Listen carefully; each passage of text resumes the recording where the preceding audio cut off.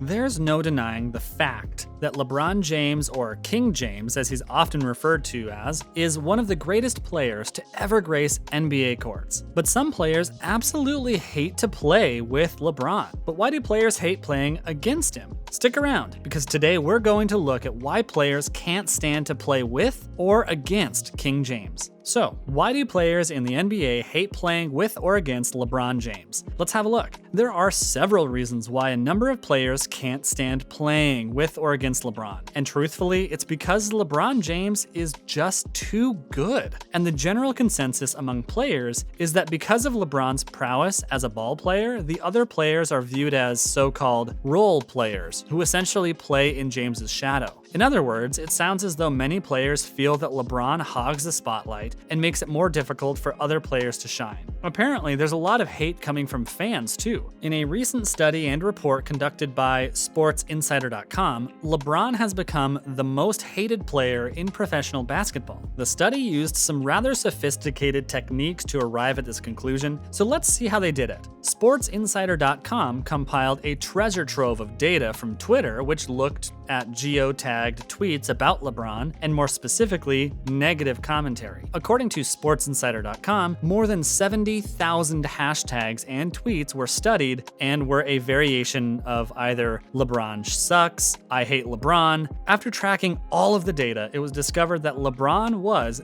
the most hated basketball player in at least 24 states. Being one of the greatest basketball players in the world is somewhat of a double-edged sword because you can amass throngs of haters along the way. One of LeBron's biggest and most outspoken haters has been Skip Bayless. After the study was made public, Bayless couldn't help but chirp, and this is what he had to say. A national poll finds that the most hated player in the NBA is LeBron James. No surprise there. Can't wait to discuss tomorrow's Undisputed. I'm told Shannon is out of his mind over this. So why all the hate? Let's take a look. King James is a player that has stirred up controversy ever since he was the first round overall pick in the 2003 NBA draft. Almost immediately, two camps formed with respect to the four-time NBA MVP. The "we love this guy" camp and the "we hate this guy" camp. And nearly 20 years later, this still hasn't changed. Most NBA fans seem to either love LeBron or hate him. Even in his seasoned age, however, LeBron is still able to wow audiences with his stunning performances. And to be fair, LeBron is not the only NBA player that is hated by fans. According to the Twitter data compiled by SportsInsider.com, Kyrie Irving is the player most despised in 18 states, with James Harden and Kevin Durant tied for most hated in 3 states, and Paul George and Russell Westbrook tied for most hated in 1 state. The most controversial time in LeBron's career was when he joined the LA Lakers. That's when fans' emotions regarding LeBron really kicked into high gear. If you step back and think about it for a second, it makes sense that such a legendary player would get so much love and hate. LeBron has also caused some controversy over some of his political tweets. In one instance, LeBron posted and shared a photo of a police officer who Ma'Khia Brandt and captioned the photo with the words, "You're next," #accountability. The brutal and public killing of George Floyd also rocked millions of people to their cores, including LeBron.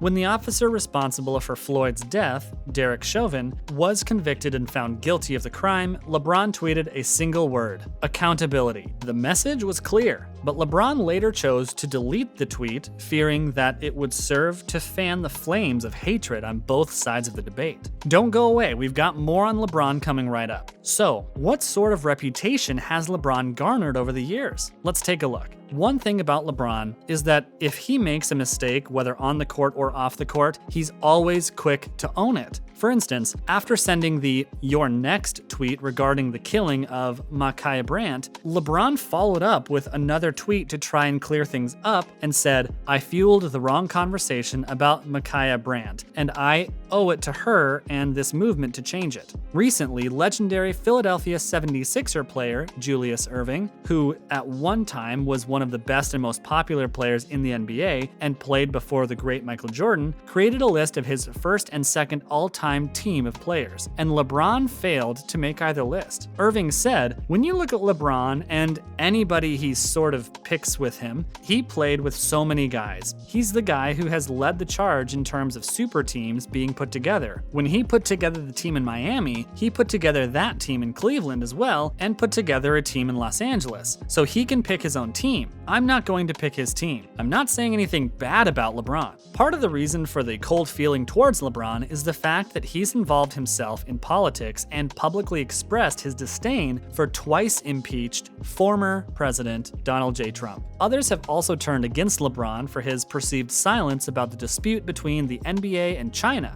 China's relationship with the NBA soured after the NBA expressed its support for the protests taking place across Hong Kong. So, why doesn't anybody want to play with King James anymore? Well, let's dive a little deeper and take a closer look. When King James finally made the switch to the Los Angeles Lakers, many NBA insiders thought that much of the league's top-tier talent would want to follow him and play for the Lakers as well, to be part of a championship team. Kind of like how LeBron switched to the Miami Heat so he could play with champions such as Chris Bosh and Dwayne Wade. However, that didn't exactly pan out. So what happened? The reason top-tier talent didn't flock to the Lakers in the hopes of playing with LeBron is because they were afraid that if they played with LeBron, that their talents would go unnoticed. For example, think back to when LeBron played for the Cleveland Cavaliers. When LeBron left the first time, it enabled the Cavs to acquire 2 #1 draft picks. And despite LeBron leading his teams to 8 consecutive NBA Finals, some of the league's top talent have repeatedly stated that they're not interested in playing with LeBron and living in his shadow. Tyson Chandler, who most recently played for the Houston Rockets, did a brief stint with the Lakers in 2018 and 19 and had this to say about his experience playing with the legendary King James. If you've got LeBron, you've got to make it all about LeBron, and you've got to be able to deal with that and fit with that. Who are you? Where are you in your career, and how do you fit in? It's a sacrifice, and it's a sacrifice for winning. Chandler's words perfectly encapsulate how many players feel about playing with LeBron, and this is why cream-of-the-crop rookie talent have shied away from playing with the Lakers if they have other viable options available. Is there any chance that new, top-level talent will ever want to play with LeBron? The short answer is not likely, and here's why. Despite being considered an old-timer of sorts at 36 years old, up-and-coming players know all too well that King James is still a force to be reckoned with on the court, and is still considered to be one of the most gifted NBA players in the world today. As Chandler said, young players realize that playing with LeBron means that you will play a complementary role on the team, and for players in their primes, that can be a tough pill to swallow. It's the same reason that players hate playing against LeBron,